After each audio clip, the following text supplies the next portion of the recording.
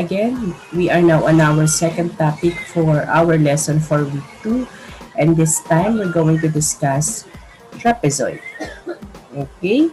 And as you all know, trapezoid is one of the classification of quadrilateral as we have discussed last week. And it is defined as a quadrilateral with exactly one pair of parallel sides. That is why trapezoid is not considered a parallelogram, okay? Because a parallelogram has two pairs of parallel sides. So, to further familiarize ourselves with trapezoid, specifically an isosceles trapezoid, let us identify the different parts of an isosceles trapezoid first before we proceed with its different properties. The first part is the bases.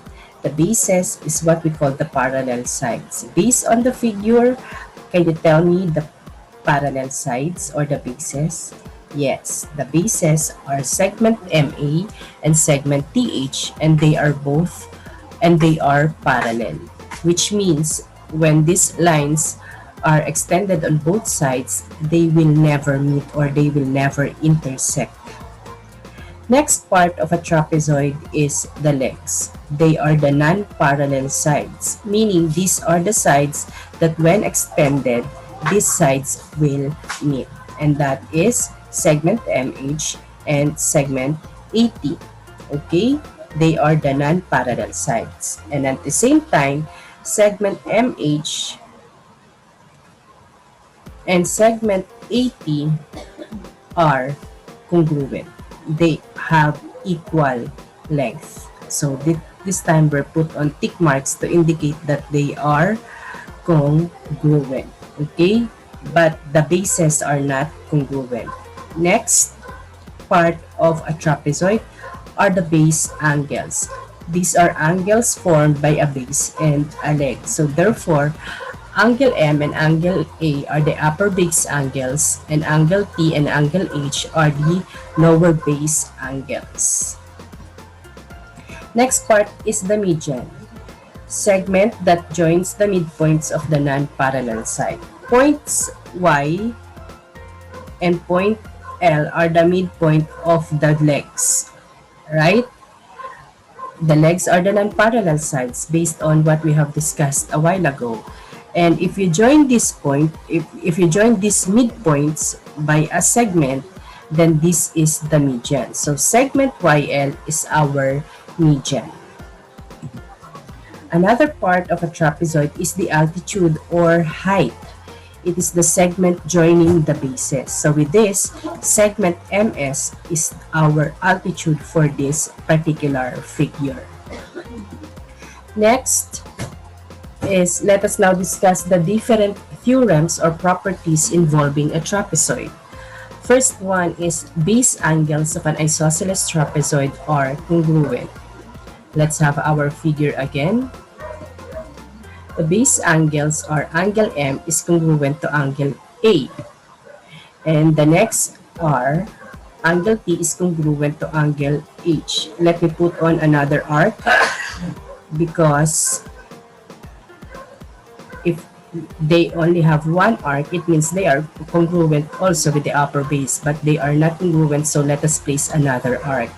Okay, so with that, if angle M is 130, what do you think is angle A? Okay, you are right. It is also 130 degrees. Now with that given measurement, what do you think is angle H? In order to find the length of angle H, all you have to do is to remember that all angles, the sum of all angles found in a quadrilateral is 360. So all I have to do is to add 130 plus 130, that is 260, and subtract it from 360. And the answer is 100. But since we still have two angles, angle T and angle H, divide 100 by 2, and angle H is 50 degrees. Same with angle T because base angles are congruent. And if you will add all angles, 130 plus 130 plus 50, 50, they will be all equal to 360, which is the sum of all angles found in a quadrilateral. Okay? Again, still on Theorem number 1, base angles of an isosceles trapezoid are congruent if angle H is equals to 14x plus 5 and angle M is 105 degrees. What is the value of x? Okay, to solve this problem, let us label this figure. So angle M is 105 degrees and angle H is 14x plus 5. Next is that we all know that angle M and angle A are congruent because they are base angles. So angle A also measures 105 degrees. Now, in order for us to find the value of x, all I have to do first is to add the measurement of angle M and angle A. So 105 plus 105 is 210. And subtract this to 360 degrees in order for us to get the value of angle H and angle T. So 360 minus 210 is 150. Then divide this by 2, the answer is 75. Meaning to say, the value of angle H and angle T are both 75 degrees. With that, now that angle H is 75 degrees and it is also equal to 14x plus 5, we can say that 14x plus 5 is equal to 75 degrees using transitive property because they are both equal to angle H. Solve for x by transposing 5 to the left side, 75 minus 5. So 14x is equal to 70. Divide both sides by 14. X is equals to 5. So this is the answer that we are looking for. Okay. Next theorem on trapezoid is that diagonals of an isosceles trapezoid are congruent. So the diagonals here are segment MT and segment AH, and they are congruent. If MT is equals to 3x minus 4 and AH is equals to 32, what is x? Since MT is congruent to AH, we can say that segment MT is equal to segment AH. Remember that congruent means they have equal measure. And MT is given by 3x minus 4 and AH is 32. So solve for x, transpose negative 4 on the right side of the equation, 32 plus 4, then 3x is equals to 36. Divide both sides by 3, x is equals to 12. Okay, I hope that is clear to you now. Yes, that this is also a very easy way on how to solve it because you have the idea of the different words and its definition. As long as you know which part is being discussed, apply the theorem, then you are ready for solving them. Okay. Theorem number 3. The median of a trapezoid is parallel to the bases and its length is half the sum of the lengths of the bases. Okay? The median is segment YL. It is parallel to the base, which is segment MA, and also parallel to the another base, which is segment HT.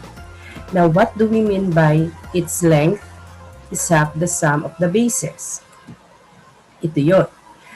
The length of the median, which is segment YL, is equal to the sum of, sum means addition. So, these are your bases MA plus HT divided by 2 because half means divided by 2. Or if you have another figure and if you are not using these letters, the formula is given by this. Median is equals to the upper base plus the lower base divided by 2. To fully understand this formula, let's have another example.